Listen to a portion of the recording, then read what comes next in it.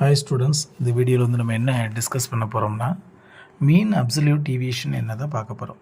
நமக்கு ஸ்டாட்டிஸ்டிக்ஸில் அனாலிசிஸ் பண்ணி நம்ம கன்க்ளூஷன் எடுத்து எழுதும்போது நமக்கு சில விஷயங்களை வந்து பேஸ் பண்ணி நம்ம கன்க்ளூஷன் சொல்லுவோம். அதில் முக்கியமான ஒரு டூல் தான் மீன் அப்சல்யூட் டீவியேஷன்.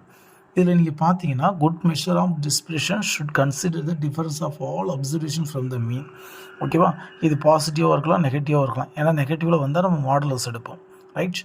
உங்களுக்கு இது பார்த்தீங்கன்னா இதில் ஒரு 3 ஃபார்முலா இருக்குது. குரூப்டு அன்குரூப்டுன்னு சொல்லி எடுப்போம். அந்த குரூப்டு அன்குரூப்டை பார்க்கும்போது நமக்கு குரூப்புக்கு ஒரு formula summation x minus x bar divide by என்ன.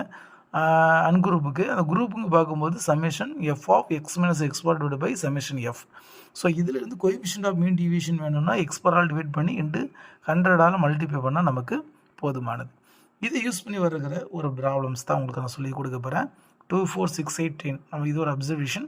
இதை வச்சு நம்ம வந்து சமேஷன் எக்ஸ் மைனஸ் எக்ஸ் பார் கண்டுபிடிக்கிறோம். ஒவ்வொன்றிலையும் இந்த லெஸ் பண்ணி நிச்சயம் நம்ம கண்டுபிடிச்சி ஸோ டோட்டல் பண்ணி 12 எழுதுகிறோம். அந்த அதில் இருந்து நமக்கு கிடைக்கக்கூடிய ஒரு முக்கியமான மதிப்பு எக்ஸ் பார். இந்த எக்ஸ் பாரில் தான் ஒவ்வொரு அப்சர்வேஷன் நிச்சயம் நம்ம லெஸ் பண்ணுறோம். ஓகேவா, சரி. இப்போ அடுத்து பார்த்தீங்கன்னா அதிலிருந்து நம்ம கண்டுபிடிக்கக்கூடிய வந்து எம்டினா மீன் டீவியேஷன் ஆஃப் எக்ஸ் பார். இதை நான் இந்த வேல்யூ நான் கண்டுபிடிக்கும்போது 12/5. ஏன்னா இது வந்து நமக்கு என்ன டேட்டான்னு சொல்ல முடியும் அப்படின்னா இது வந்து அன்குரூப்டு டேட்டா.